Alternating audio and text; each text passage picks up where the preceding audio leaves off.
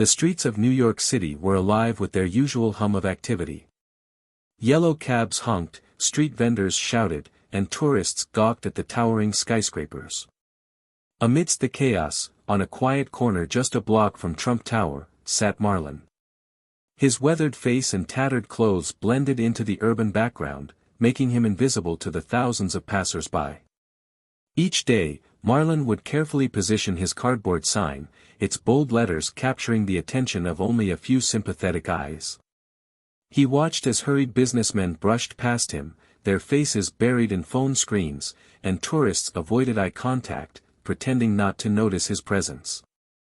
Occasionally, someone would drop a coin into his battered coffee cup, their pity fleeting as they quickly moved on.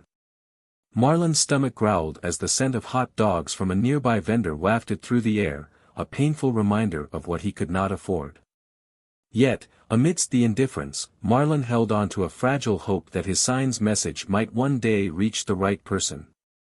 Marlon's sign read, "Dreams don't die, people do." It was a statement of defiance and hope, scrawled in black marker on a piece of cardboard. The words caught the occasional eye, but most people hurried past, unwilling to stop and engage. Marlon had once been a rising star in the world of jazz.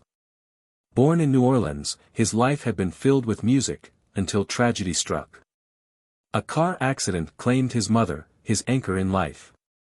Spiraling into depression and poor decisions, Marlon found himself homeless, clinging to his saxophone and the memories of a better time.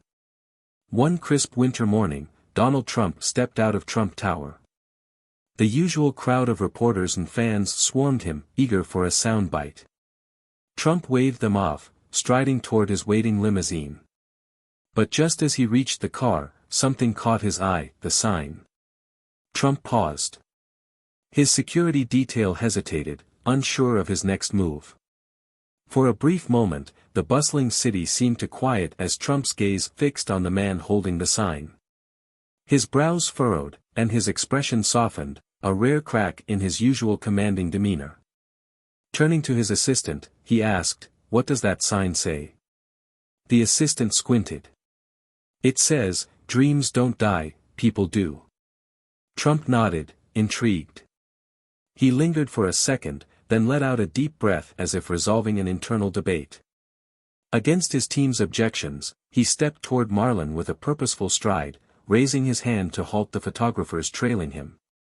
The commotion dimmed as he knelt beside the man, his tailored coat brushing the gritty sidewalk. "What's your story, kid?" Trump asked, his voice unexpectedly soft and inviting, carrying none of the bravado he was known for. Marlon looked up, startled, his weary eyes locking with Trump's. For a fleeting moment, he thought it was a cruel trick of his imagination. But the sincerity in Trump's gaze dissolved his doubts, replacing them with a flicker of hope.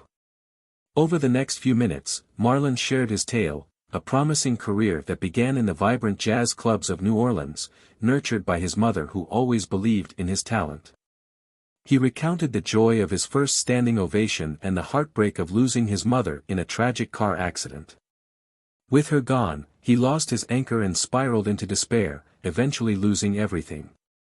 Yet, through it all, he clung to the belief that his music could one day lift him back up.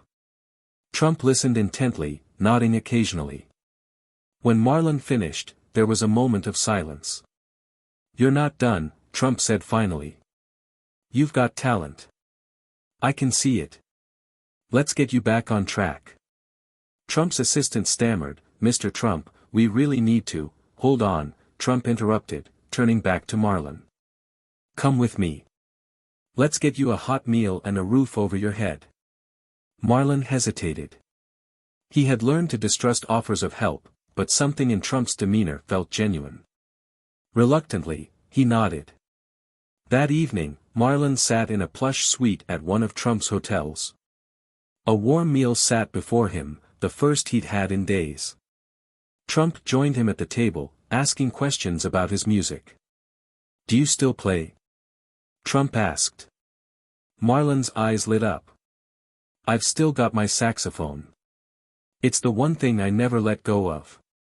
Trump smiled. "Good. I want to hear you play."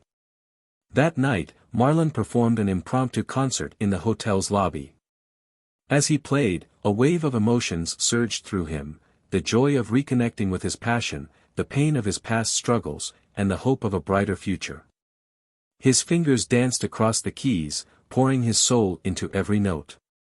Guests gathered, enchanted by the soulful melodies, some moved to tears.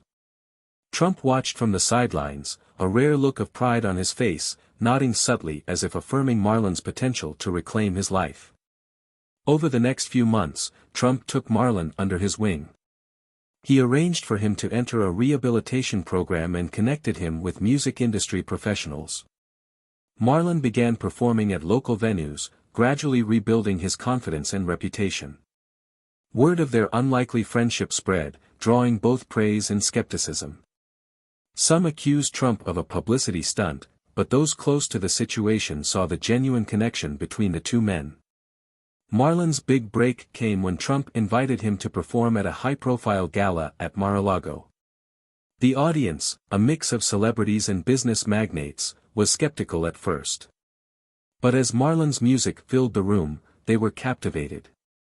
By the time he finished, the crowd was on its feet, applauding. The performance went viral, with millions of views on social media. Marlon's story became a symbol of redemption and second chances. With his newfound fame, Marlon launched a foundation to support struggling artists. The foundation provided free instruments, music lessons, and mentorship programs to underprivileged youth, helping them discover and nurture their talents. Additionally, Marlon partnered with shelters across the country to organize music therapy sessions, bringing hope and healing to those in need.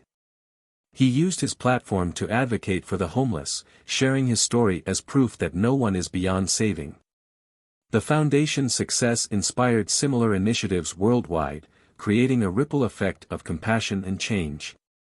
Trump, reflecting on the experience in an interview, said, "Sometimes, all it takes is one moment of kindness to change a life.